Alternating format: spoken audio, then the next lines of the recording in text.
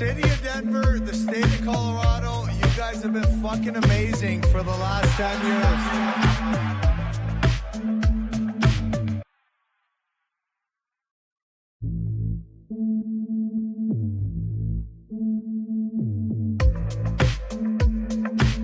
Let me start off with a Twitch feed this morning, and I got to get the whole name right. Mile High Hockey Lab.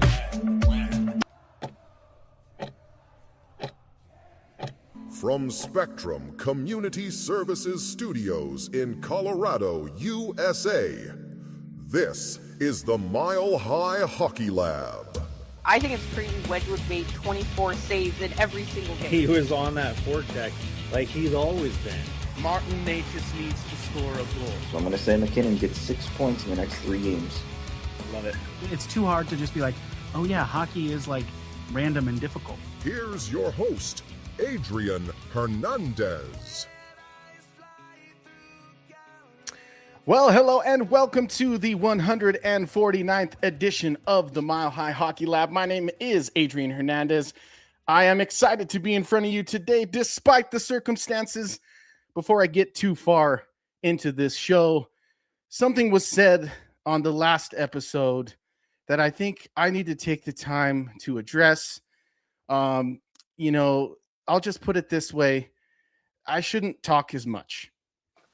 Here's what I'm trying as somebody who, yes, it's my job to report the facts and to know, at least be aware of my bias and not let it affect my work. However, I'm a human being and a fan at heart. And so what I'm afraid to do is say what I really think right now about this series. And I think I should just say it. I don't think Vegas is anywhere near as good as the respect that they are getting in the buildup for this series. This should get clipped if I'm wrong. Share it across the world. Make us viral in the worst kind of way. That's fine. But I just think this is all a bunch of building up a series that's going to shape up and play out just like the Minnesota one did, where it's, oh, these are the two best teams in the West. Well, that's what you said in round 2. And the Avs won in 5. And that's what they also said about Minnesota and Dallas. And look where Dallas ended up. And so I'm not buying it. You guys beat the Ducks. Yeah. So with that being said, welcome again to the program. Ezra, I'm going to let you take it from here for a second. I want you to talk about games 2 and 3. For the next 2 minutes, I will be in the penalty box. All right. I mean, look, I think you were not alone in this. Is very funny. Ado, for anybody who's just listening, Ado's put up a graphic instead of his camera that just says Ado's in the penalty box for talking too much. And he's superimposed his face on an Avalanche player in the box. I think it's Jack Drury. Very funny. Evan's cracking up and Jackie's not on camera. Now you have the whole view, but I'm sure she's laughing too. Okay. Games 2 and 3, man, We haven't even talked about game 1. I know. But Ado said game 2 and 3. Game 1, game 1. I think we saw game 1s in both series where the team that had a little bit more rest came out and showed it. They looked a little bit rusty and they didn't execute. I think Colorado. That was probably Colorado's best period of this series was period 1 of game 3. But Colorado's best game was probably game 1. Regardless, though, they held leads in games 2 and 3, and they let them slip. I think, yeah. I mean, I'm an optimist at heart, and I look at this and I say, like I've said, like my little clip in the intro says, hockey is random and difficult, and when you lose the best player in the world, your team struggles. I think that's pretty fair. Cale Makar is a significant loss, and we've seen the impact of that. But Jackie, I'll throw to you since you have been the one saying they can't afford a Makar injury because without him, they're nothing. And you were right. Well, I mean, he played in game 3. I mean, we know that he's limited. But... He played 28 minutes and couldn't do. I mean, that was not Cale Makar. Sure, but I think it's a lot more complicated than that. I mean, it's hard for me just to say go. I mean, there's so many things I think and have to say, but Well, I'll jump back in, Jackie, and offer a little direction. I think I've punished myself enough for that take earlier. But I do like you mentioned, I kind of left the floor open. I do want to give a little direction. Right now we sit in that moment we talked about, build up to postseason and all year really, Jackie, which is the Avalanche are facing elimination. They have not had success in this era as a team, as a whole, in the many versions when facing elimination. What has unfolded in these 3 games that made me so wrong, I guess, is my question to you. And as the realist of the group, where's your hope? I think we probably underestimated Vegas. I think that's probably where you were coming from. Yes. Because, and I'm not going to say that that's bad or wrong. I think that's something that a lot of people were feeling, because we saw them, they weren't very good. When the Avs played them, granted it 2 times is very early in the season, and you even said that. But we just never saw them as really that good of a team. They looked like the team that it was in the end of an era for them. They had to fire their coach. I remember at one point in March or so, we were thinking, oh my God, could Vegas slip to the wild card? Is that a reality? Mm-hmm. So yeah, they surged at the end and they won the division, but they really didn't have a great season. But it's kind of the opposite of what the Avs are. The Avs had a great regular season. And just what you are in the regular season doesn't mean what you are today, right now, what's going on the ice tonight. Yeah. So I think maybe that's where we underestimated them a little bit. I think they're beginning to peak at the right time. And so I think I don't think any of us saw it as an easy series, like, oh, we're going to sweep Vegas. But hey, it happened in 2022. So then maybe there was a little bit in the back of the mind, like this Pacific section of the playoffs isn't the worst section. Yeah. And maybe it is now. So I think that's where some of it is coming from. I think just Vegas is playing better. Mm-hmm. But like I've said, they know how to win. They have a lot of champions there. It wasn't that long ago. Florida won from a 3 seed. You gotta. It's a lot about what your history, rather than the points on the board. But for me, I think they can win tonight. But does it really matter? No. That's the I don't question. think they're winning the series. It's just a matter of how long are they going to extend it. Could they win tonight? Yes. Could they even win the next one? Yes. But I think it's not just, oh, the puck bounced one way and they lost. It is the complete giving up in the last 2 that, I mean, they did exactly the opposite of what happened in the Minnesota series. They did their 100%. best impression of what the Wild did. Mm-hmm. Losing a 1-0 lead and then a 3-0 lead. It's just, you just don't see it. Like I've said, this team doesn't have a soul. Well, and that might be hard to hear.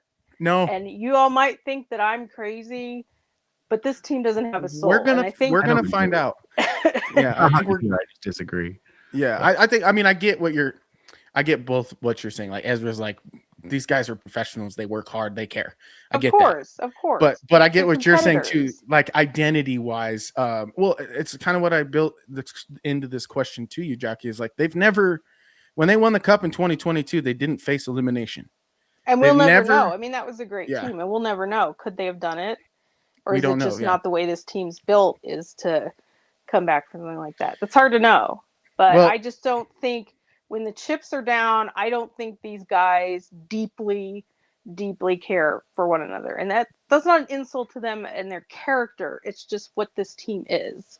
Yeah. This team is still a collection of individuals that were put together. It wasn't as cobbled this year as last year, but that's where they all came from. And they had no adversity, none. Mm-hmm. They were anointed in November as this amazing team. They rode that for 7 months. And now this is real adversity. It's 100% real adversity. And to your point, Jackie, like, yeah, we need to get Brent Burns into the center of the room and say, like, do we really not care if this guy if this is this guy's last chance at this? And I'm with you. Like, they're a team, but you don't prove that you have that camaraderie that you're talking about, Jackie, when it's easy. You prove it when it's hard. And to your point, like, I don't think it's settled yet. With this team, I think it's looking bleak, but there's an opportunity right now to really get over the only true hump that this team has really had, which is winning an elimination game, winning a game 7, yada yada. Evan, I have my boy Anthony Pacino in the comments. Anthony, what's up? He actually messaged me following game 3. Anthony, I hope you don't mind me exposing this, but he basically said, I don't think it's crazy, Anthony. He said this Bednar's coaching for his life right now. And I want to know how you feel about that, Evan, because as we built up for the lead up to this series, we did hint at the stylistic potential for issues. Well, it feels like that's real as the Avs don't have very many high danger chances. Vegas waits them out, sits and waits for the counter strike, and Bednar still hasn't passed that test. Is that how you see it? Where are you at on the head coaching hot seat debate if the Avalanche are indeed swept or lose the series in general? The Bednar, I mean, it's a thing every year, right? When you get to this point of the season where people want to fire Bednar, they want him gone, it's all his fault, right? No, it's not. He's not going anywhere. I know people want to believe that. And I do believe that if they lose tonight, someone should get the axe. Who that is, I don't know. I guess Bednar could be a part of that, but I don't think it's him. I don't think it's him. He has done too much for this team. He's done too much for this organization. His tenure and his, I guess, veteranship has kind of shown that. That's why I think he's gonna stick around after this. I know people won't like that, but I don't. The other thing too is that I don't really know where else they would go with the coaching's plan, right? Yeah. The big call has been to go to David Carl down I-25, right? But he's been approached so many times by other teams and has denied them, and he's constantly said time and time again he loves being with the Pios down there at DU. So I don't see that happening. I mean, Bruce Cassidy's available. I don't see that happening either. The wicked twist of fate that if somehow Pete DeBoer were to get hired by the Avalanche after all this, I mean, maybe I could be talking into that one, but yeah, I mean, in the meantime, though, I don't think Bednar's going anywhere. I think there's a few things to unpack here, and I agree with Evan. Pete, I think Pete's the head coach for the Islanders. Yeah, he's not on the board. He's the one that kicked Waugh and Ray Bennett to the curb. Yeah. Then I should mention Patrick Waugh. That's who I meant. That one's definitely. I saw on Twitter someone suggested Adam Foote, and I was like, "Oh, I guess we're ready for the tank. Well, you got to have your firsts if you're going to do the tank." Yeah, I mean, shots fired. He's totally he's just for the tank. I mean, that's just the bottom line. But I agree that, first of all, this is not the first round. This is the third round. If we were having this discussion in the first round, they almost got swept, I think that Bednar would be on the table. We're in the third round. I think he did what he needs to do to keep his job. People might not like that, like Evan said, but I mean, that's the reality. The reality, he's getting paid a lot. The reality is this organization has never really paid a coach. They're not going to run out. If and when the Bednar thing happens, if it's this summer, if it's 5 years from now, 10 years from now, they will not run out and pay a big name coach. Yeah. Carl is probably waiting for a huge offer, probably also with control. The Avs are not going to give control. They gave Patrick Waugh some control. They learned their lesson. It's not happening. That's why Carl's not happening. He's not going to get the offer from the Avs that he's waiting for. So I think if this does go down, sure, I think everybody's to blame. I think Bednar's to blame in certain ways, but not the ways that you see on Twitter over and over again. Yeah. I think it's the inability to get anybody ready to step into a bigger role. I mean, here we are every year. It's like, gee, someone's hurt. What do? We don't have anybody. We'll just play the injured guys 30 minutes and hope for the best. Like, Thank that's you for bringing where this up. his shortcomings are. The Jack Ashawn thing was mind-bending. Just such arrogance, such blind arrogance to the reality of what the playoffs are and what these players are. those are the things that I think where he gets in a rut and he won't. He needs to learn some lessons, but it's not like, oh, the power play or, oh, you get forechecked too hard. Like, he knows these things. Sure. He knows too, Ezra, the stylistic issue that he has in front of him. Like if we see it, he sees it and he studied it. Not just seen it, he studied it and tried to find ways. But my brother, who's a football guy, asked me today, what's the equivalent of running the ball? Because that's what it feels like the Avalanche need to do. Now, for those of you cycle. who are, yes, Yeah, dump and chase and cycle. Yeah. Who's exactly dump, chase, cycle, crash the net. Repeat. They don't go to the net. They haven't gone to the net for probably a decade. That therein lies my biggest bone to pick, so to speak, Jackie, with this team right now is I sense an urgency in effort. I don't sense an urgency in approach. And by that, I mean, when hockey's hard, it simplifies.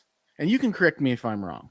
But when hockey's hard, it simplifies. It comes back down to the foundations of what make you successful on a general basis, no matter who's on the ice and who you are, what league.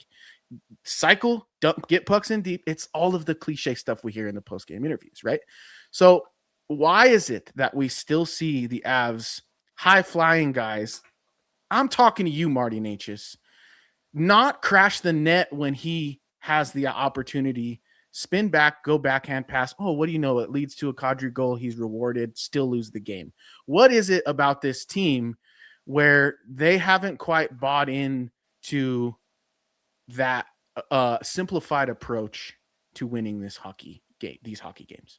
I think they're taught when the rush attack isn't there, go back to the perimeter and do point shots. Like, I do think that's what they're told. If it doesn't work, dump it in, get the puck, win a battle, put it back to the point, get it through traffic. And I think that's what they're told. So in a way, it is like work the puck back down low, but it's not crash the net. It's hope to get some sort of deflection, hope to get some sort of rebound because of the traffic, not because there's bodies in front of the net. So I do think that's sort of a systemic issue. They also don't have the players to go to the net. So it's also a conscious choice that they've made. So which is why they go back to the perimeter and they keep trying to create offense that way, because Benner believes that eventually you're going to get a loose puck, you're going to get a rebound, you're going to get some momentum. Yeah, it's happened a few times. That's why I say, like, you get rewarded every once in a while. But Ezra, I'm curious how you feel about it, how you see it, because I know that I couldn't help but notice when I made my comment about Natchez' backhand pass, you kind of went, well, what is your reaction to my criticism there? Yeah, I mean, that was Natchez to a T. That was a perfect play by a player who sees the ice in a way other people don't see it. He hasn't been able to get a lot of room, and I think that's because the guys who are supposed to create space for him are the blue liners, specifically Cale Makar and Sam Malinsky, who are playing hurt and not playing well. And I think, the bottom line to me is you're not getting effective puck movement from the defense because of injury. You have to plan for that, and you have to set yourself up for success in other ways. But if your whole strategy in designing the way your team plays is to give the puck to your defensive puck movers and have them effectively move the puck, and they both have bad shoulders, like, what are you going to do? I don't know what you can ask from this team other than for Bednar, other than to be like, hey, don't get hurt, guys. Like, I don't know what the ask is. The way that they played dominated the regular season, dominated 2 postseason series, and it doesn't work when the guys who are excellent at the thing that the team is excellent at are injured. It comes down to injuries. Now, you can plan ahead for that a little bit better. The team needed an extra defender who could do that. They thought it was Nick Blankenberg. It wasn't. So they went to Jack Ashan, who it absolutely isn't. And they just were missing a guy who can really be like, oh, this guy's a set and forget a second pair guy who can be a first pair guy if needed. That's what they were missing. They had a bunch of second pair guys who can be second pair guys, but they didn't have anybody who can also be a first pair guy. Yep. They maybe wanted Malinsky to grow into that. He's never going to do that. We know that, right? But he is an essential part of this team that is playing hurt, and that it's not working, right? He's also inconsistent. He's also playing way too high in the lineup. He can't defend against other team's stars. He especially From can't do it she- when he's hurt, to Ezra's point, right? Right. I mean, Exactly. everybody's hurt. I mean, Mhm. you know what I mean? Like, he came back. We can give Makar he's playing hurt. Like, everybody else, you're out there. Like, Mhm. is it fair just to say, oh, everybody's just hurt? We can't expect the same from them. Yeah, but like you look at what he did in the regular season, and he was able to grind on the walls. He was able to move people in the front of the Because net. against bad teams, against bad and Against mediocre players who are teams. NHL caliber forwards, like whatever whatever the teams are, he was able to outmuscle people that he absolutely can't put any muscle into it right now. He's and that's the fact is, you will have injuries in the playoffs, and you have to plan for them.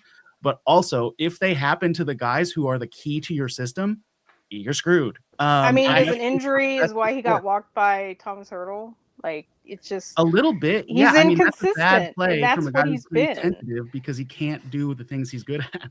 Like, Well, that's a bad play, and he should not make that play. I'm not trying to excuse that play, but I'm Sure. saying overall, his game has been heavily impacted, and the things he excels at are the things he can't do right now. So Here's it's my- terrible I because just the think he's things he inconsistent. can't I think do, he does he some can't things do. really well, but maybe not all the time. I think there's a Sure. like Yeah, no, if you totally. if you're getting him out in a matchup, then that's where he excels. If you can use him to get out against maybe a second line, a third line, and win that matchup, but he can't just be like the guy that's up against the best competition all No, the time. exactly. That's what I'm saying. They're missing that guy who can be the second pair, first pair swing. They have a bunch of 2-3 swings. They don't have any 1-2 swing. I'd call him more 3-2 swings. Sure. But Yeah. I think I mean, I think there's a debate to be had there, but I agree with Ezra. And I think, Jackie, you agree too, because we talked about it before the playoffs started, like, oh no, they might not have enough depth at the bottom of their defensive group. And we were privy to that because Cale Makar was in fact hurt to end the regular season. And we were exposed to the realities of what this team looks like when that top heaviness is stripped. And there's my thing, Ezra. Your rebuttal to my Nature's criticism was that was the perfect play. And I agree. That was the perfect play. But the perfect play works less and less often in the playoffs. You can go for those perfect plays, and when they work, they're beautiful. Perfect play happened on the 6-on-4 when McKinnon makes a beautiful move on McNabb, finds Landeskog at the doorstep. It's a highlight reel play. But the reason why I brought up that they lost is because it's the Lehkonen rebound goals that win the games. It's what we saw from Ross Colton on the first goal, where we are getting the puck towards the net. It does drop at your feet, and you do put it past Carter Hart. Like, I agree with you. I just think that when I say they're hot dogging, I think they see the perfect play as too much of an option right now. And I don't know how to get out of that mindset. Mention McKinnon hasn't scored a goal at 5-on-5. Yeah. Now, overall, Top his line. production has been he's leading the team. But he's getting propped up by a lot of these empty nets, this or that. He hasn't scored a goal 5-on-5. Like that at this point, that's a problem, right? Mm-hmm. Yeah, and maybe it's because I played defense, but I still am like, yeah, the defense is the issue. Like, the forwards will be able to do the things they do well if they're being set up to do that by the defense, and the defense isn't able to do that right now. So that's where I'm like, the whole system is designed to run through Cale and Sam Malinsky when he's out there to a lesser extent, but like the whole system is designed to run through Cale, and when he's not there, everybody else is pressing to try to do something different than the system, and it doesn't work. But I like what Natchez is doing, because I mean, like, yes, you want him to score more goals, don't get me wrong, but he is creating when he's out there. It's been inconsistent at 5-on-5 just because the whole system is broken right now, without a capable play from the back end. But I don't put the fault at him not going to the net, because that's not his role in the system. I agree with that. Yeah, like that's not what I who want from Natchez him. is. If you think he's suddenly going to do that, good luck. But I'm also like, it's not where he's effective. Like, that's not. It's also, you don't want him doing that. I disagree. Sorry. It's how, I mean, he didn't end up in the net, but it's how the Avalanche won the last round, as he crashes the net instead of going net front, circles around it, still creates the space you're talking about. All I'm asking for is that the play goes below the goal line. Because when it doesn't go below the goal line, you have what happened in goals, in a lot of goals in this series, where the Vegas just has numbers going the other way. Because you check up, all of your defenders activate thinking, oh yeah, I'm about to be wide open with ice. So they start to activate, and then you mishandle the puck, secure there and they're going the other way. So my whole thing is as a means of defending, which I love that you say, Ezra, that this is a defensive problem, but as a means of defending, it's the cliche thing. Get the puck deep, work from behind the net. Brennan Vogt has joined the program, also a former current sort of defender as a hockey guy. And if you want to call it that. yeah. And you said in the Slack chat after game 3 the same exact thing. You said the defense is horrible. And I think we've touched on the fact that they're hurt and maybe lack some depth. But what sort of adjustments can be made when you are hurt, when you do lack depth in a series like this? Well, you got to play a system first of all, and then if you watch the Stone goal, that 19 seconds after. Give me a second. Okay. 19 seconds after the start of the second, there's a big problem that you notice. If you draw a line up the middle of the ice, where's every single defender? Yeah. Brutal. On the wrong side of the ice. Yeah. Yeah, they're on the opposite side of the ice. We also call that Josh Manson. Yeah. Well, and Parker Kelly was over there.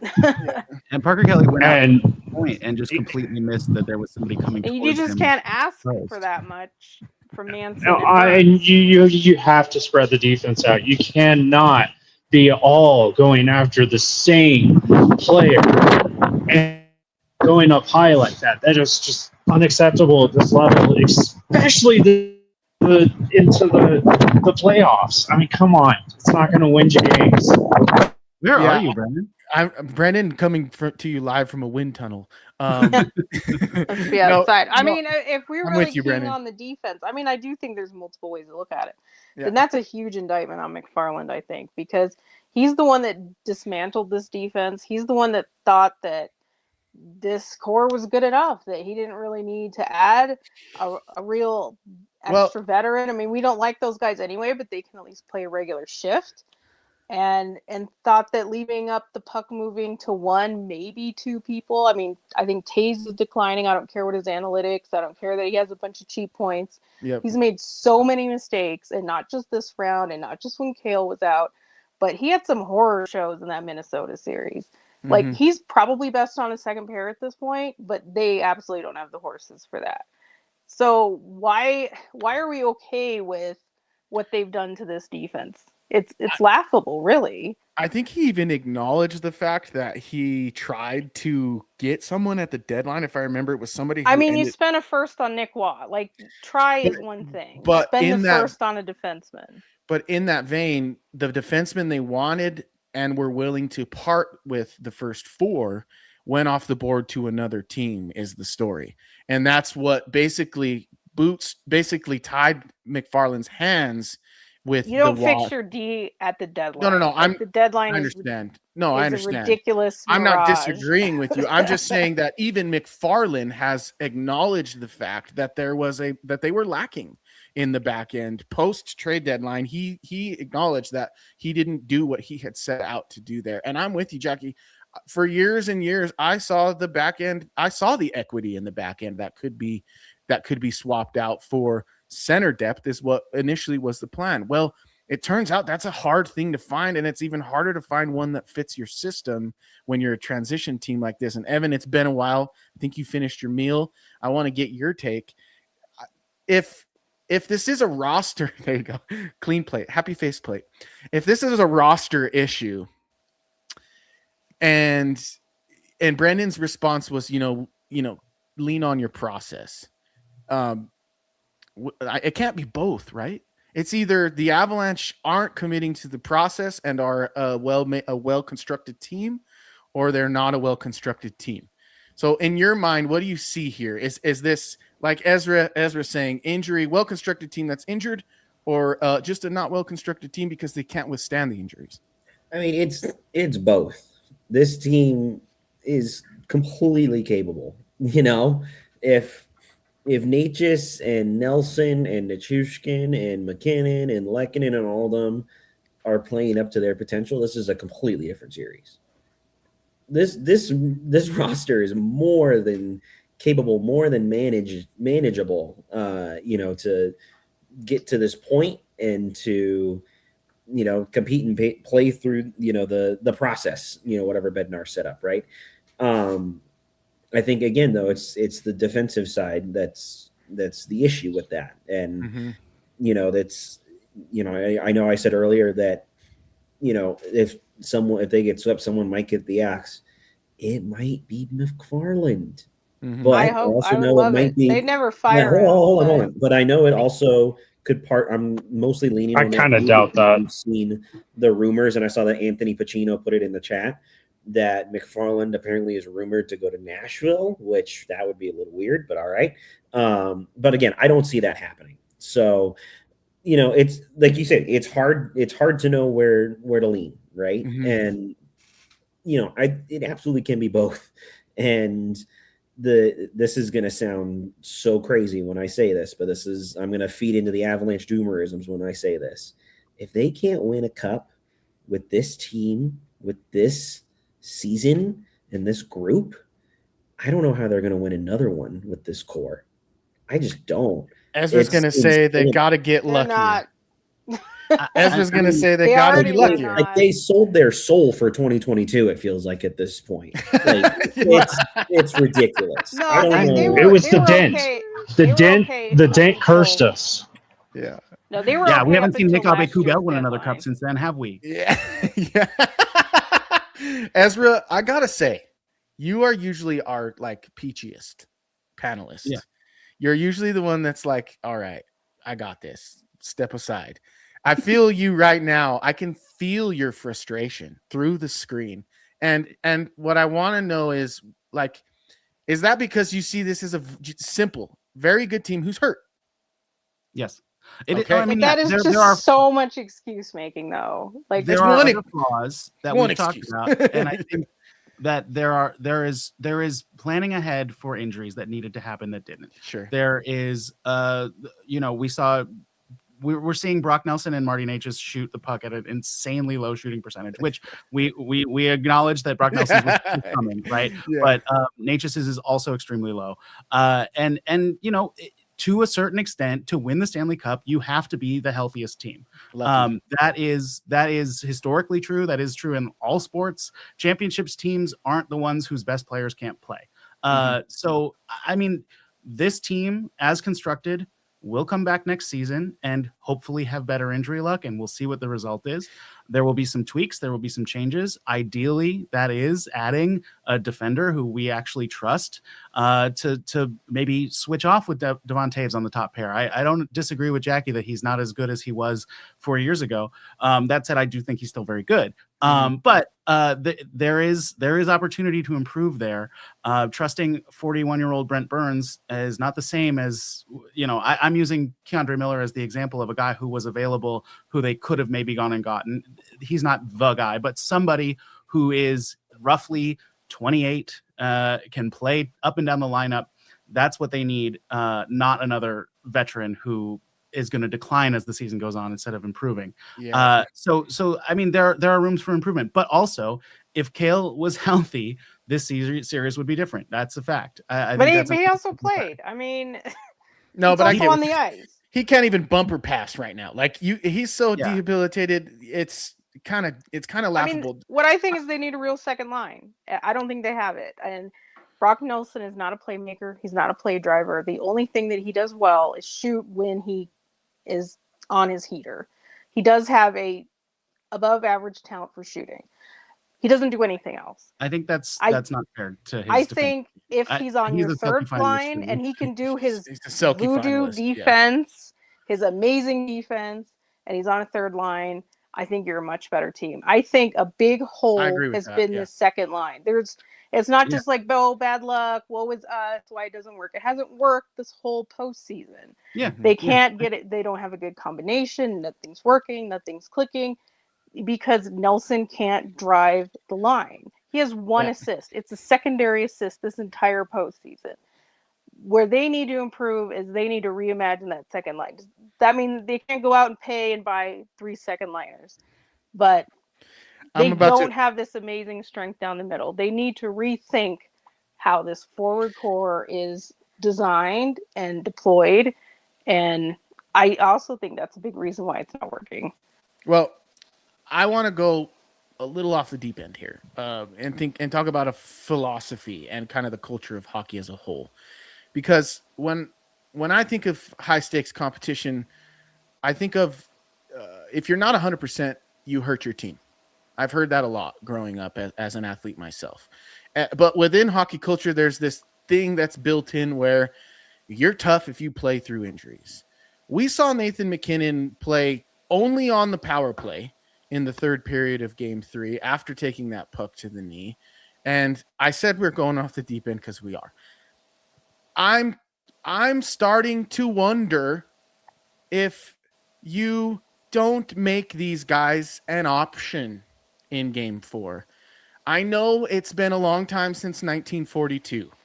But when the Toronto Maple Leafs were down 3-0 in 1942 to the Detroit Red Wings, in Game 4 they decided to bench their leading scorer and their veteran defender who was just in search of that last cup, the last thing they needed. And they went on to win the series in a reverse sweep. And because to me that sends a statement that says, because Ezra, what I almost asked you earlier was, then are these guys lying all the time then? Because we're told week after week that it doesn't matter who's on the ice. It's next man up, and it's about the process, and it's about doing the right things no matter who you are. Now, I understand there's a difference between Bardakov and MacKinnon, but on a philosophical basis, why are we accepting that, oh yeah, let's send out a 30% Nathan MacKinnon, even though we're told it shouldn't matter who's on the ice? How do I make use of the dissonance between those two ideas? I mean, I understand it. We see it all the time. Remember when everyone but Rantanen was hurt and they were winning? They were winning with 6 AHLers in the lineup. Of course, that's the regular season. But yeah, there is an element of maybe everybody plays a little bit different. Maybe everybody's just not standing around waiting for Nate to take the puck and fly up the ice. Maybe you take a little bit more ownership of it. I do see where you're coming from, but would it actually ever happen? Like, there's just no way. No. But would it be better? I mean, in that moment, you're just looking for him to do it on the power play. Like, who else was gonna? I don't know. No one's doing. I mean, I get it, but like, you can't send the second. Not only did we send a 30% can't skate Nathan MacKinnon out on the power play, but you didn't send the second unit on again until there were 30 seconds left in the power play. You hadn't registered a shot on goal for 12 minutes to include. I'd say that's on Bednar. It's on his blind spot. It's on his. He just defaults to. These are my top guys, and I'd rather 100%. Ride with them than anyone else. And true, it gets back to the point. Well, then is this a team? What's the point then? What's the point of the 10 other guys that are on the ice? Yep. And it does send the message that, like, sure, we love your little Jack Drury goals and everything, but to win the game, it's not you. Well, and that's my whole thing. And Brennan, I'm curious what you think, because you and Ezra probably have the most like on a hockey team experience out of everyone. I don't know, Jackie, maybe you played some as well, but like to me, it does feel like it's a combination of exactly what Jackie's talking about. Bednar gets desperate and he leans on his biggest guys, his best guys, but right now his best guys aren't even a version of what they are usually. And so you're leaning heavier on guys who don't have all of their juice. To me, it's coming off as desperate. And I almost feel like it would be a smart move for Bednar in terms of his career to say, no, guys, it's not about the stars. It's about the process. Where are you at in this, Brennan? Oh. Hold on, guys. Okay. I'm making a payment, so give me a second. I'll take that question for him because I know I've been quiet. First off, your dream's already too late because Bednar already said MacKinnon's in tonight. Yeah. He apparently is feeling much better, which is obviously good for the long run. I don't know. I guess in the long I'm not saying, just to be clear, I'm not saying bench a healthy Nathan MacKinnon. I'm saying bench a not healthy Nathan MacKinnon. But continue. Yeah. I think your point about that power play is a good example, though. I mean, he's clearly hobbled. They had a shot. You have a second unit for some reason. You pay all those guys, put them on the ice. Yeah. Go ahead, I Aaron. still think though that like this is still Nathan McKinnon we're talking about. I think I saw someone, yeah, it was one of our, I think it was a Montreal reporter that we have in our hockey Slack chat, Nathan, who said, I think the only way they're going to keep Nathan McKinnon from being off the ice is with like a tranquilizer. Like, he's not like, I'm sorry.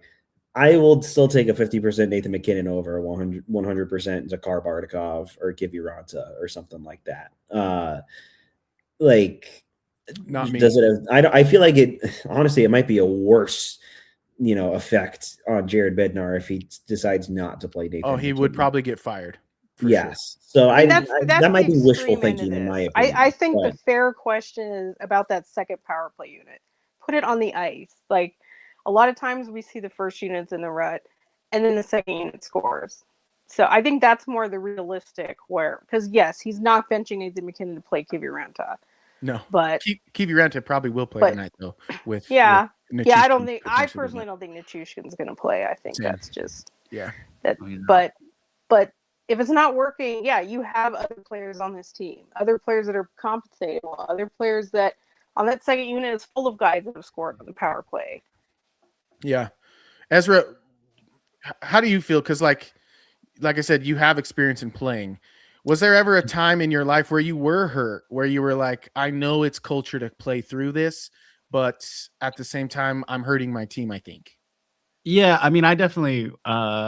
I said a couple episodes ago that I there was one time I blocked a shot with my foot and was like, "Oh my god, coach, should I play?" And he was like, "That's up to you." And I was like, "No," and that's the reason I'm not in the NHL. But I think the overall conversation here is the concept of playing hurt and hurting your team. I think it's probably unlikely that there's a guy at the top of your lineup who isn't able to help you in some way, specifically in a power play situation, even if they're injured. Like we saw McKinnon, obviously hobbled, trying to be an effective player, and I think he was solid. He with passing in that power play situation. Now we also saw him completely not engage in a board battle that led to an empty net goal. So it is, it's a double-edged sword in a way, but at the same time, like the whole team looks for those star players to come through in those moments. One of the things that made the Edmonton Cup run so exciting a couple years back was they didn't win the Cup, their run to the finals, I should say, was Leon Draisaitl playing on one leg, right? That was so cool. And the whole team draws a ton from that. That's in all sports. When your best players are like, no, I know I have 2 rods in my hand, my leg is cut off and part of my head is in the net at the other end of the rink, like, but I'm still going to go out there and play for you guys. That makes a big difference in terms of morale. But should that guy play 30 minutes? Like it's one thing he's out there and he's gutting it out. I mean, I think, yeah, the version of Kale we saw in game 3 was he was so limited, right? He called himself a passenger. Yeah, but at the same time, then like did he get the things that guilted? he does well, he still was able to help with. Like he wasn't able to be a dynamic offensive playmaker and do all the things that we love seeing Kale highlights from him, but he was able to facilitate pretty well in a way that was what was missing in games 1 and 2. So I get playing him a lot. I do think 28 is a lot for a guy who's hurt. It's also, I mean, in that game, you're not thinking too much about game 4. You can't be, but because it was close the whole time after it was not supposed to be close. But in a game where they're up 3-0 and they hold that lead, I think he obviously plays a lot less. But they didn't hold that lead. Nobody else stepped up to give him the opportunity to rest, and that's how it had to go. Yeah. Do we think he played because of the narratives? Because it was too much? I mean, people were basically calling him. It was the way that Bednar phrased it, which was this whole controversy about like it's up to him. I don't think Bednar's actually pretty honest. I don't think he was trying to throw him under the bus, but he also didn't walk it back when people took it that way, and he kind of just said the same thing again. That's a little curious because even if you say it's always up to the player to play or not, we know that the way that that's framed and the perception that this guy is choosing not to play. Like, people love the warrior, the hero, like you just said, you're on one leg and everyone loves it. And to make it say, well, it's his choice, not that it's the doctor's choice or the organization's choice, but it's his choice. There are people out there, maybe not in Avs fandom, but in like the local Denver media that's covering the Avs now, because they're so used to the way it works in like football and stuff. To them, that was very strange. Yeah. And Well- and I think the narratives were starting to build, like, why is he not out there if it's his choice? Listen, this is definitely though not like Cale Makar does not want to play because he Of course obviously not. wants to He's play. he's an ultimate competitor. He's going to want to play. He's going to want to be competing on the ice. Like that's, I don't know. Like that's a whole other conversation that we can have when it comes to locker hockey clean out bringing day up and trying to play through injuries and whatnot. That's my whole guess is discussion they're that we gonna can have later. they never talk One- about injuries. I think they're gonna talk about what his injury is, just because to curb that narrative. Like, look, he went immediately. out there with X, Y, We'll find out Z. tomorrow if they lose Yeah. tonight. Well, the thing too that I want to bring up with this whole injury talk is that I know I said during when we were making our Mile High Hockey Lab bracket that that when we guessed this matchup that it was going to be Vegas and Colorado in the conference final, I said I would entertain Vegas if the Avs are dealing with injuries, and now here we are. I think Vegas is playing mostly healthy. They obviously just got Mark Stone back, and I think they're only missing a handful of guys. So even if that, so regardless, like their top guys have done much better against the Avs top guys, and they've taken their opportunities. And I know that there's been a big discussion too about the net. Oh man, Blackwood starting tonight over Wedgwood. I just want to preface this that I was a soccer goalie. I know I've talked about the goalies time and time again. People are blaming this on Scott Wedgwood. It is not Scott Wedgwood's fault. All right. It is not. This is outside of football. This is the hardest team sport, to play through. And like the ultimate team sport is football. Hockey's right behind. Yeah. Right. This is all 5v5. All five guys have to compete. And the goalie is the last resort if they can't beat all five guys. Has Wedgwood been the best? No. But neither has Carter Hart on the other side been. But Carter Hart has gotten a ton of help from his defenders in front of him. Yeah. They've been blocking shots left, right, and center, flying around everywhere. It helps when the Avs. They haven't had that in front of Wedgwood. Now, it also helps when the Avs can't hit the net. Yeah. I will say Wedgwood's worst game was probably the last game. It was probably game 3.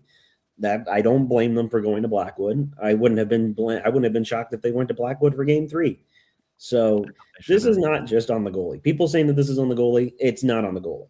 All right. I just had to put that out there too because that was been really frustrating me. Yeah. They don't have elite goaltending. We know that, but I mean, come on. 3 weeks ago, people had the sads because Wedgwood wasn't nominated for the Vezina. You can't have it both ways. Yeah. Well, it's better than Georgiev and Annunen, I'll say that. I mean, I'll always say Georgiev was good in the beginning. And Annanen's still employed, so yeah. I don't think it's as stark as it seems, but I mean, I think it's telling they lost twice and went back to Wedgwood twice. Now, does it surprise me at all they're going Blackwood now? No. I think at this point you have to do anything you can to change momentum. Whatever you got. Yeah. But, well, now, as in terms of the injuries, a player is going to want to play. It's now a matter of whether he knows it affects the way he plays. Like with my back injury, I got to a point where I knew it was affecting my performance and the way that it was and how it was affecting the team and whether I was going to be able to like hold my position at all. So I even had to like make that decision. Okay, do I need to call it or not? And that's at a beer league level. Yeah. Yeah, I mean, we know that Makar's probably been playing through the hip thing. Like he'll play through something. Multiple things going on for sure. We've seen him in the past where it's taken longer for him to come back. I think particularly with the upper body type injuries. If you can think back in the past, where it's like it's taken longer. You know, Benner's always like, well, he could be back this weekend or this trip, and it doesn't happen. So, I mean, everyone's different. Some guys are like, I don't care, shoot me up. I'm in no matter what. McKinnon. It's all, no, I wouldn't say McKinnon. I'd say Sam Girard. Sam Girard. Yeah. But, Sam Girard would have played with a broken sternum if they would have let him. yes. and you know, everybody's different. That doesn't mean Kale's soft. No. It's just the way that you are. But I do believe that Kale, you know, I thought about that. I'm not going to say the narratives didn't get to him. And it's also the losses. You know, when you're a competitor and he knows that he's a difference maker, you want to make a difference. But I think I'm not going to say that those narratives didn't get there. It's anti-culture. So I hear you. Yeah, but I think you look at how ineffective he was with the puck in this game that he did play, and I have to think he knew he was ineffective with the puck. Yeah. So for games 1 and 2, he was probably less effective. For games 1 and 2, he did exactly what I'm talking about. He made the choice. I'm probably going to hurt my team if I go play. Yeah. Yeah. And, I know. I don't disagree with what he's done. Yeah. Okay. Good. Yeah. I think his decision has been fine. It's just, I also think he was probably rushed. and I think like rushed by the culture itself.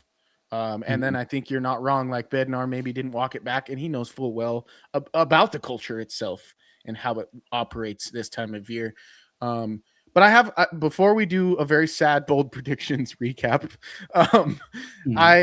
I want to touch on one last thing, because we spent a lot of time in this episode talking about the defense. We've spent a lot of time talking about the age of the defense. I want to talk about the speed as it pertains to that age, and the legs as it pertains to that age, because at the end of games 2 and 3, it was obvious to me that the Avalanche were hanging on for dear life in terms of their legs and effort. And I know it had a lot to do with the balance of minutes among the group. But, Jackie, one of your bold predictions was that Alex Gagne would play. I'm glad that we haven't gotten to that point, but should have happened instead of Jack Sean. I don't know how you can put him in more than once, let alone twice, let alone. My thing is I wouldn't be like, maybe I'm wrong. I wouldn't be like, oh, a 50% Josh Manson is better than a 100% Alex Gagne. I wouldn't know necessarily. But my question is, it's like, if we're lacking youth and speed on the back end, and we have guys in the system who sure aren't proven, but you're down 3-0 in a series, and literally 4 teams in the 109 seasons have ever come back. Do we maybe think about getting these guys, some of these young, fast, hungry guys? I just think they're so in there, you know. Brennan's, by the way, Brennan's our Eagles guy, and he just said no. No, you had all this time. Like I've been saying, I said month after month after month. They knew the position they were in. They were afforded more than any other team the opportunity to use these players, to do something with them. If you were high on somebody, you do something about it. They have nobody ready. They don't even have a forward ready. If they had to plug in 2 forwards from the AHL, I mean, they just have nothing. So no, they're not going to. I mean, they're so bought into what they've created. They're going to either it's going to work and they're going to come back, or they're going down with this ship. Like they don't want to change. They want to double down on what they think they're doing, what they think they're doing best. I mean, if someone else goes down, I mean, maybe they have to. If they have 2 guys out, they're going to have to think of something. Yeah. So I'm not going to rule out that absolutely not. We don't see them, but I mean, at this point, it's. And I'm not even. It's deck chairs, is what it is. My thing though is it's supposed to be deck chairs. If what Bednar says in the meetings about the process and about who it is and it not mattering, then it should be deck chairs. They don't believe in anybody else. They only believe in like 10 people. And that's the truth, which is why I feel like I've been lied to. I've been lied to my face. It is important. Who's out there is important, and I'm fine with that. But let's not pretend like it's not the case. Let's not do this rah stuff where we're like, oh, well, next man up. No, dude, this affects the outcome. No way around it. The next man up mentality is not for us, though. That's for the guy who's coming into the lineup and being asked to do something good. It's to give him confidence. That, I mean, in any sport, that next man up mentality is pure. But also, he's not an idiot. Like, he knows what his usage is. But like, he's not stupid. Yeah. But also, next man up is encompasses the idea that no one individual is bigger than the team. Yeah, and that's true. That's true. You have to get your It is. You have to get your contributions from everybody, but it's not the same thing to say, "Oh, Nathan McKinnon's out. Next man up. Brock Nelson's going to play 1C and he's going to out." Like, that's not how that works. That's not how that works, and shouldn't be the expectation. It really shouldn't. So, well, yeah, nobody's getting a McKinnon or an Eichel or whoever from the minor leagues. You're not, but nobody expects that. What you expect is to bring somebody up that can take a regular shift. Let's at least cross that threshold first. No, totally. I'm not trying to where somebody might actually score, that they might actually be able to play at a third line, maybe on their best day and the best moment, second line, clip. You have to get contributions from everywhere, and they have had contributions from the fourth line. It's just. Oh, you mean to tell me the least talented line has been the most productive? You don't say. That's my whole point. I mean, it matters. The fourth line matters. I know it matters, but in a game, I totally get you. But in a game where we're winning, the Avs are winning, and the matchup is a crucial moment in the Avs in the game in game one. The Avs send out the fourth line against the Vegas Golden Knights top line unit because Jack Drury is winning situational faceoffs. They have the puck in Vegas's end, and the fourth line are the guys who are doing all of the right things. Not looking for the perfect play, doing the right things. Funny enough, in looking for the perfect play, that line throws the puck right in front of the net. It goes off the end boards, and it leads to a 2-on-1, and Vegas takes the lead. So that's my whole point. Is like, of course, Nathan McKinnon is better than Jack Drury, but the fourth line is embodying what it means to play a style that wins in the playoffs. And the rest of the group isn't. Maybe defensively, but not as a whole. Like, Nelson is defensively, but not as a whole. Natchez is doing all right, but not as a whole. Like, Landeskog has been the Avs' best player in the playoffs. He's been consistent. Because because he's been consistent, and because he's still doing the right things, even though he's Gabe Landeskog. And I get it. And then he gets rewarded. Yes. He's doing the right things, and he ends up getting rewarded. And Drury's been pretty consistent. Yeah, I mean, you're not going to turn your nose up at the 2 goals he scored. Ross Colton, one of the better players in this series. Which is funny. It's interesting. And his time on ice, I believe, it might even be the lowest, period, if you take out, a Sean. He's getting After traded. That, he might. Oh, yeah. He's gone. Well, I mean, the goals that this little bit of playoff production is perfect for the Avs. It gives them a little bit of value. Mm-hmm. But it's funny. But if you also look at it, he's created the most individual expected goals. Yes, he has. This is not a per 60 thing. This is total. You know why? Because he's for whatever reason now he's doing the right things. And maybe he's fresh. Playing less does help certain guys. And if they found the sweet spot to get something out of Ross Colton, I mean, that's fine. It's just the thing is that you have 12 other problems. Yeah, exactly. I'm getting some comments that I'm sure see, this one gets me. And I agree with this. Avs are playing like the Leafs. Oh, dear. Playing like what? I didn't hear that. I think we're actually in the playoffs. I don't know. If that's right. Woo! The top expected goals for guys for the Avs in this series are Taves, Kadri, Kulak, and Colton, just for the record. Colton is up there, but Kadri, surprisingly, and this is 5-on-5, Kadri, surprisingly, creating well. I wouldn't say, he's actually, leading goal scorer as well. I know there's been a lot of animosity in this episode, and we should probably get to bold predictions after this 8-0. I just want to end this on a good-ish note. Love it. This is as low as the Avalanche can get before they get eliminated. This is it. This is what it feels like to get punched in the mouth 3 times by who's a good boxer. whatever. Put insert Canelo. boxer name here. Yeah. This is as low as it can get, right? 100%. The only way that you can get up from here is up. Yeah. Well, that's really where you're at this point. And I think we can all kind of admit that this series is probably over, as tough as that is to say. Mm-hmm. But God damn it, you still have a fighting chance. That's right, baby. We're still here. Least, we're not leaving. At least get one tonight. Does it matter? And bring it home. Get me juiced up. At least get one and bring it home. Is it delaying the inevitable? Probably. But you at least give a chance to play in front of your fans one more time. You give yourself a fighting chance. If you win tonight and you go back home and you do what you're supposed to do on home ice, then you're playing game 6 on the road again. That would be a very nervous Vegas building. Yep. Say, oh shit. I'd rather just know. We're 3-0 up, and now all of a sudden we might be on the back of like the even more worse collapse than Colorado had in the first 3 games, right?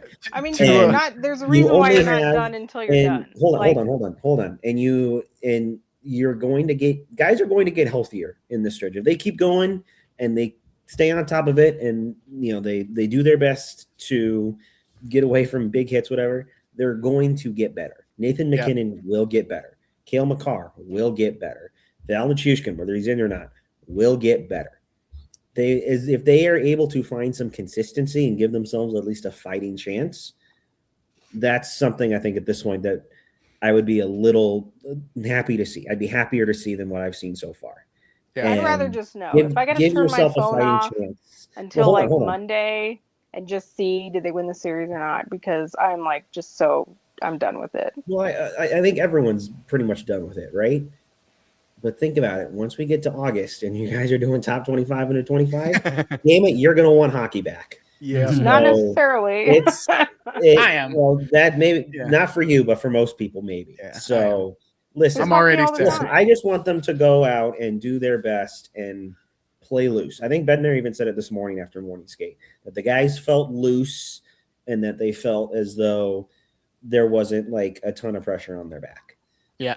Maybe that's what they need right now. That's what they need right now to be at the best of their ability and to at least delay what is seeming like the inevitable coming up. I just want to see them at least go out on a good note. If that happens tonight, okay, whatever. Yeah. I think I'd kind of accepted that the series was over once they dropped the first 2 games in Colorado.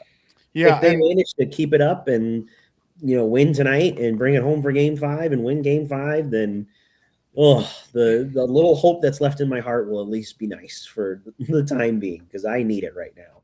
So you know what, Evan, that's beautiful, man. Thank you for providing some optimism. And I'll admittedly say, like, I'm not like a God-fearing person per se, but my brother, he is, and he gave me some advice a while back, which I think is applicable here, which is that you're never given patience.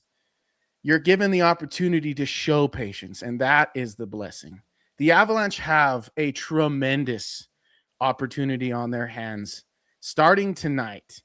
And in fact, a big thing with winning is admitting you can lose. And I think the Avalanche, as you mentioned, Evan, are more humbled, have more humility right now than they ever have throughout this historic President's Trophy winning season. They're just like the Toronto Maple Leafs if they lose tonight, because they're not winning the cup. And so I love that, because Jackie, you're our realist, parentheses pessimist, sometimes. And I think you got to give the realist a lot more credit right now. You're getting all the credit. Trust me. Your realism is running the show right now. But I started the show with an apology, right? Or I guess an acknowledgement. But I'd like to take this opportunity to apologize for absolutely fucking nothing.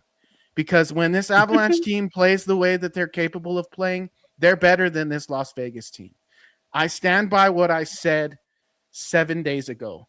Because the version of the Avalanche we've seen for 3 games is not the version of the Avalanche that they're capable of being night in and night out. We've seen it. And so I will lead us into bold predictions as we hash out all the ways we were wrong. Jackie, a couple ways that you're looking pretty right.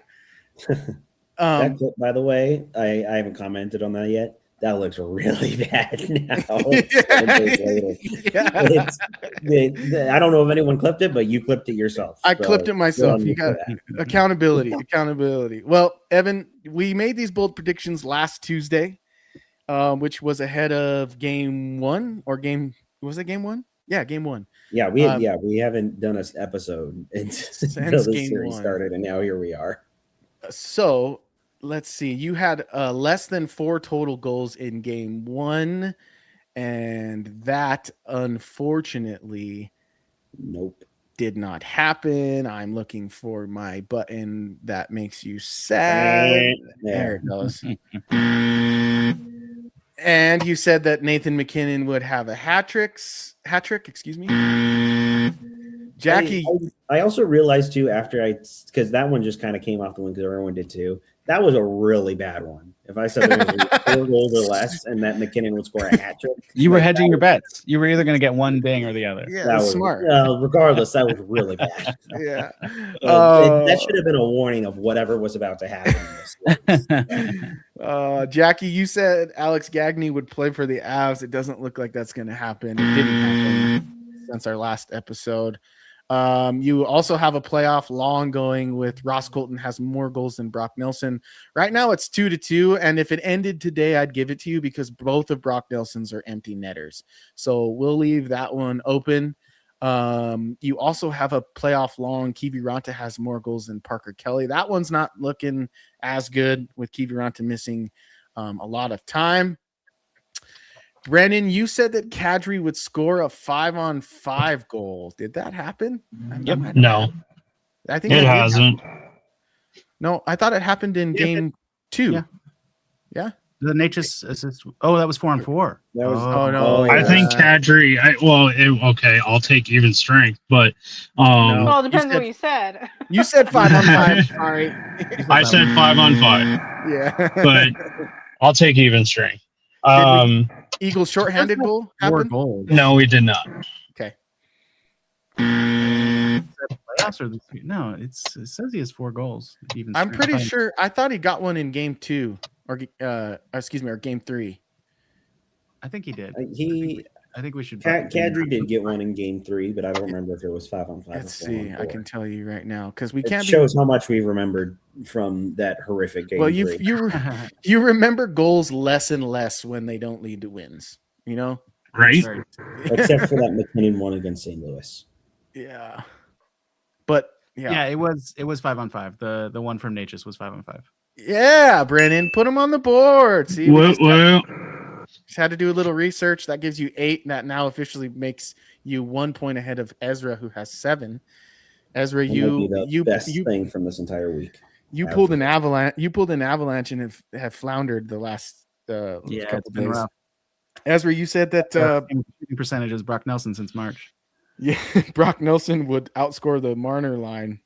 That didn't happen. And Malinsky would get a power play point. You were right about. They didn't Malinsky. even put him on the power play. Yeah, I was going to say you were right about Makar not playing, and that's what led you to thinking Malinsky. But no, he didn't get put out there. No. And I said he shot it off the pads and sent them the other way. Yep. And I said Gabe Landeskog would score the first goal of the series. Did that happen? Who scored the first goal? It did not happen. I don't know. It wasn't Landeskog. Are you sure? It was a Vegas player.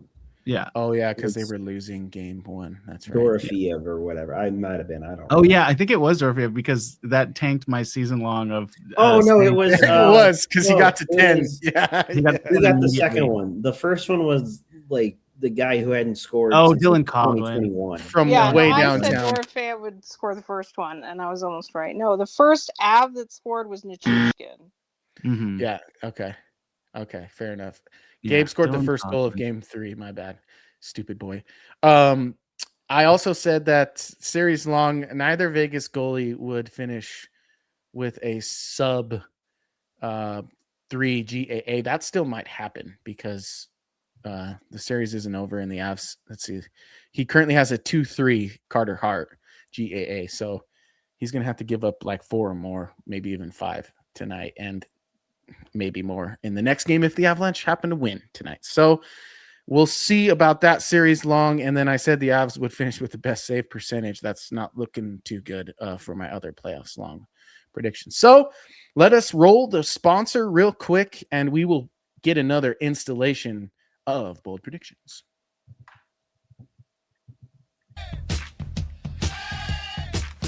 It's a bold strategy, Cotton. Let's see if it pays off for him. I call that bold talk. All right, this is Bold Predictions brought to you by Brews Alehouse Brewing Company in the heart of downtown Pueblo, Colorado, right alongside the Arkansas Riverwalk.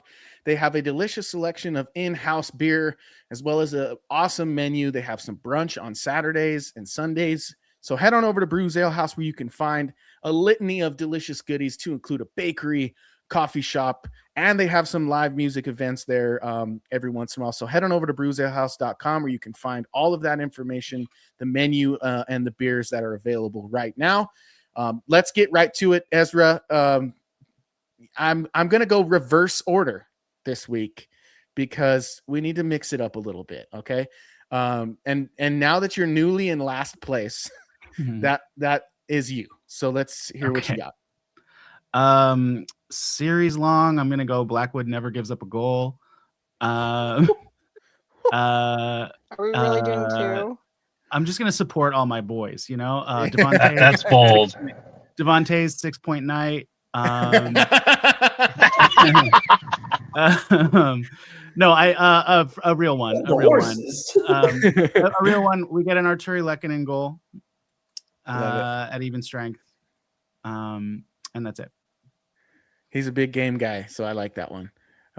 Working still in reverse order, and Brennan, seeing as you just left the bottom of the list, you go now. Let's see. Nichushkin plays. Ooh, that's bold. What? No. That's not bold enough. Nichushkin plays and. Well, okay, and he'll get an assist. And an assist. And then I say Blackwood allows 1 goal tonight. Yeah. Okay. So he's getting 2. We'll give you 2. I'll give you 2. I'll take 0 for Blackwood tonight. I meant that. Okay, let's do that. I like it. Yeah. 0 for Blackwood tonight. I like how you put it too. We'll just leave it at that. Jackie? Or no, sorry. We're still working in reverse order. Evan. I've been sitting on this one for 24 hours, and I know it's going to make Ado laugh in particular. Maybe others, but I don't know. I'm pulling out the famous line, there will be a shutout. And here's my reasoning behind that. It either means that Vegas just fully shows that they're just better, I guess, which by shutting out the Avs, or the Avalanche have maybe figured something out and they've shut out Vegas. Mm-hmm. So there will be a shutout. Clip it and ship it. Woo! All right. I told you to leave it at that, and then you just went out and said it. I dig it. Do you have another one? Because we've got 2 on the board from the first guy so far. You're making me go off another one off the whim. Landeskog multi-point game. Okay. There we go. Landy multi-point. At this point, I don't know. We're just throwing darts at the wall right now. Basically. We just want to have fun. Yes. All right. So that leaves me next. Jackie, we're saving best for last. You've earned it. You've earned it this year. If this is our last episode, let the record show a lot of what Jackie had to say and was fearful of has come to life here in the Western Conference Final. And she deserves roses for that. And honestly, Jackie, I do think realism is the right way to put it, because I get rosy-eyed, as you could see from my clip in the beginning of the episode. But for my bold prediction tonight, I'm gonna go with my gut here and kind of have fun with it. The Indianapolis 500, Evan, as you know, So, oh my God, that was the best thing of the entire weekend. Holy cow, by Yes. the way. Because the NASCAR world, RIP Kyle Busch, by the way. I'm happy that Yes. Vegas did something for that. 100%. RIP for that guy. I didn't even like him, but that sucked. But the Indy 500 was awesome. Yes, and remind listeners who won the Indy 500 and how. Oh, yeah. So those who didn't see it, it was a one-lap shootout. David Malukas was racing Felix Rosenqvist, who is Swedish, because I think that's where you're going with this. And drafting behind him and at the line beat him by probably that much. The closest finish in Indy 500 history, like by a nose. I think it ended up being 2/100th of a second or something like that. Crazy stuff. Yep. Wow. And so you mentioned it. The origin of this racer is Swedish. And that leaves my friend, Gabe Landeskog, who will tonight have a hat trick. Because it's 8-0, and that's my prediction, right? Hell yeah.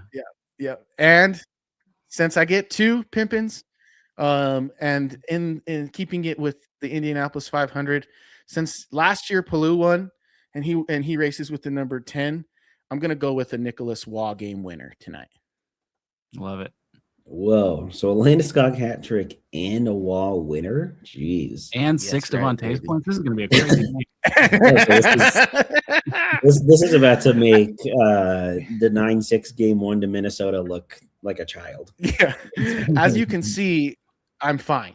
We're good over here. Even if the Avs get swept, we're okay. We're doing just fine. Yeah. Yes. So let's see. I do want to give some shout outs real quick.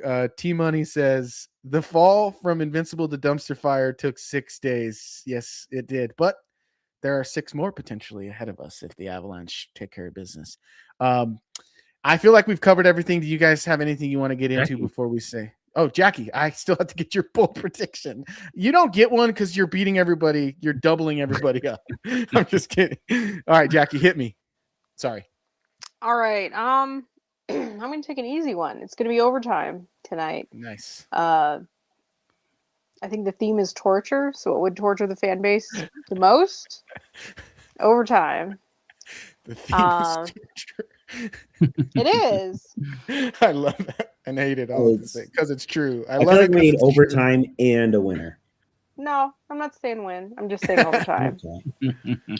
And then my other prediction is the second power play unit gets a power play goal. Oh, that's bold. That one's bold. They have to be on the ice first.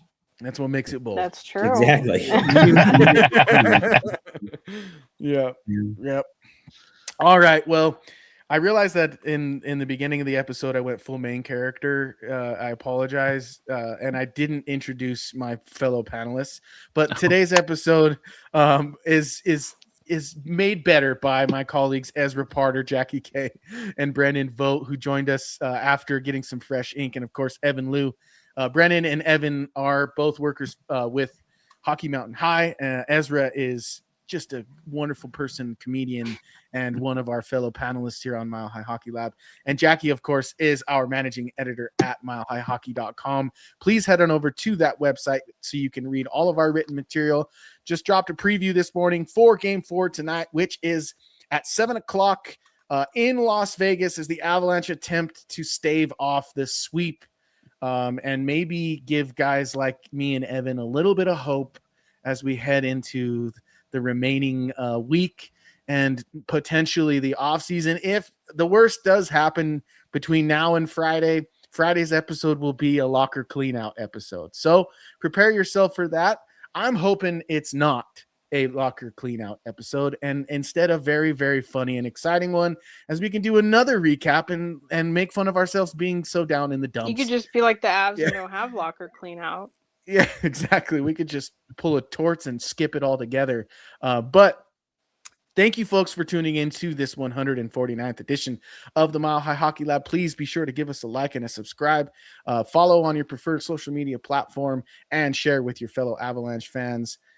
On behalf of my colleagues, Ezra Potter, Jackie K, Brennan Vogt, and Evan Liu, My name is Adrian Hernandez, and despite what we're looking at tonight, I say stay happy and go Avs. Thank you for tuning into the Mile Bop High it. Hockey Lab.